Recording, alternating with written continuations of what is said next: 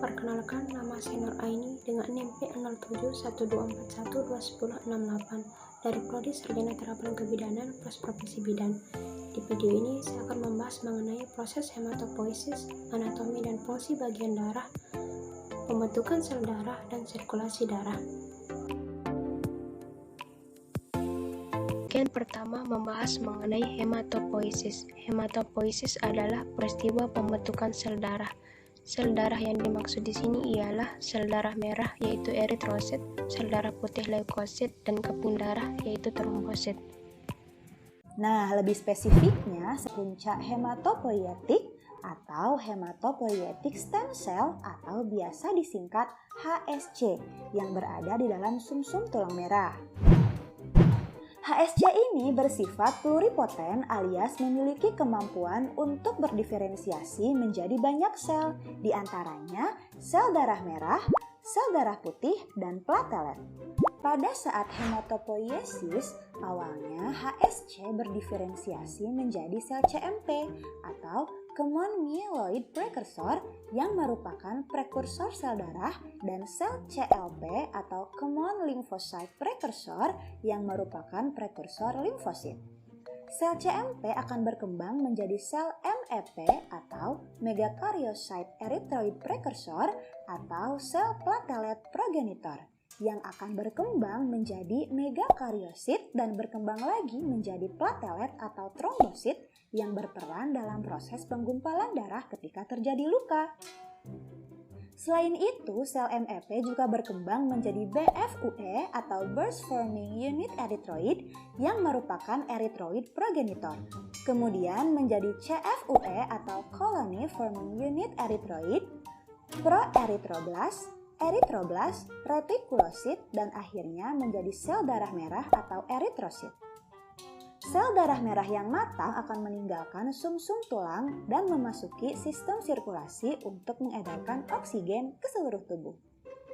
Oke, sekarang fokus ya. Kita akan mulai membahas perkembangan sel imunitas, yaitu sel darah putih.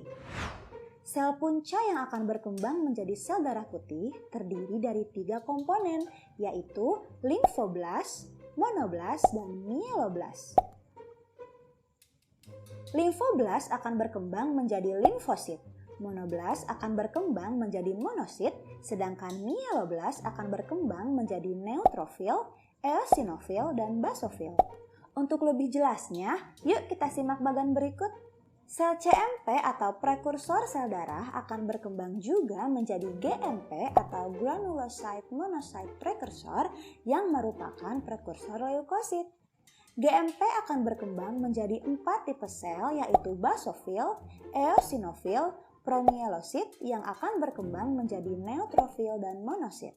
Kemudian, CLP yang merupakan prekursor limfosit akan berkembang menjadi sel imunitas yang spesifik. Di antaranya, sel pro-NK yang akan berkembang menjadi sel natural killer, sel pro-T yang akan berkembang menjadi sel dendritik, T-cell dan T penolong atau T helper yang berkembang menjadi sel TH1 atau sel T helper 1 dan sel TH2 atau sel T helper 2. Kemudian sel pro B yang akan berkembang menjadi sel B dan berkembang lagi menjadi sel plasma. Sel monosit dapat juga berdiferensiasi menjadi sel makrofag dan di kulit menjadi sel dendritik.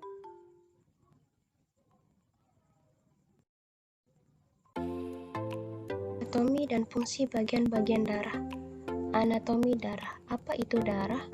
Darah ialah cairan tubuh yang terbuat dari jaringan hidup yang mengalir dari seluruh bagian tubuh melalui kumpulan jaringan pembuluh darah. Darah memiliki 2 bagian, ada bagian cair dan bagian padat. Bagian cair yaitu mengisi lebih dari sepenuh bagian darah yang disebut dengan plasma.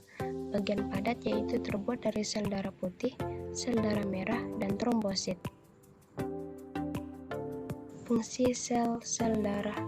Sel darah merah berfungsi mengangkut oksigen ke seluruh tubuh dan menghantarkan karbohidrat ke paru-paru serta hanya dapat hidup dalam 120 hari. Sel darah putih atau leukosit berfungsi menghasilkan antibodi yang dapat membasmi zat yang berbahaya yang masuk ke dalam tubuh dan hanya dapat bertahan hidup untuk 1 hari.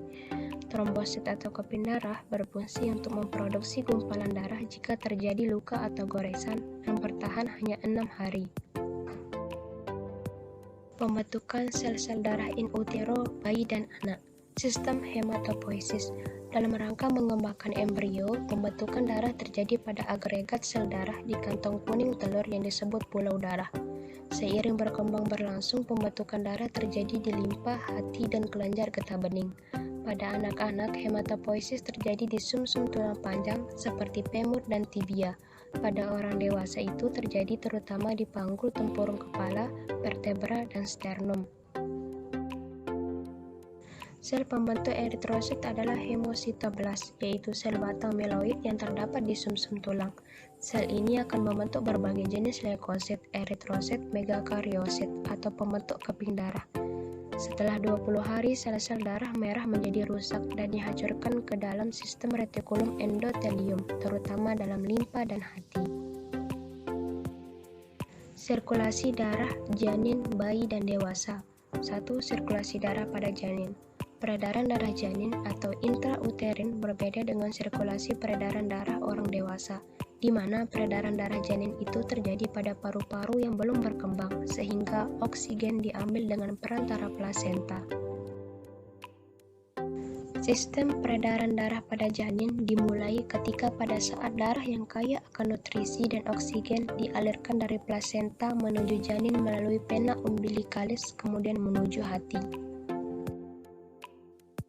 Di hati terdapat ductus venosus aranti yang mana darah menuju dan masuk ke dalam vena cava inferior, kemudian darah masuk ke atrium dextra jantung janin. Dari atrium dextra janin, sebagian besar darah masuk ke atrium sinistra dan sebagian kecil lagi darah masuk ke ventricle dextra. Sebagian besar darah dari atrium dextra masuk melewati foramen ovale menuju ke atrium sinistra. Darah yang masuk ke atrium sinistra akan dipompa ke ventricle sinistra, kemudian dipompa lagi ke aorta. Selesai dari aorta akan dialirkan ke seluruh tubuh janin. Sebagian kecil darah dari atrium dextra masuk ke ventricle dextra, kemudian menuju arteri pulmonali.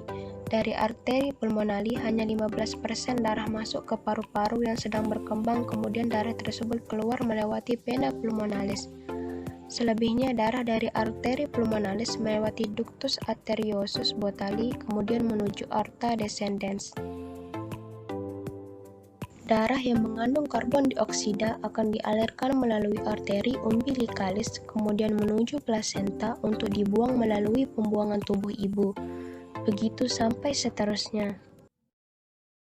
Setelah anak lahir dan anak akan bernafas, maka di situ akan terjadi penurunan tekanan darah dalam arteri pulmonalis, sehingga banyak darah mengalir ke paru-paru. Ductus arteriosus botali tertutup 1-2 menit setelah anak bernafas. Dengan terguntingnya tali pusat, maka darah dalam vena cava inferior berkurang dan dengan demikian juga tekanan dalam serambi kanan berkurang. Sebaliknya, tekanan dalam serambi kiri bertambah karena darah yang datang dari paru-paru bertambah. Akibatnya ialah penutupan foramen oval.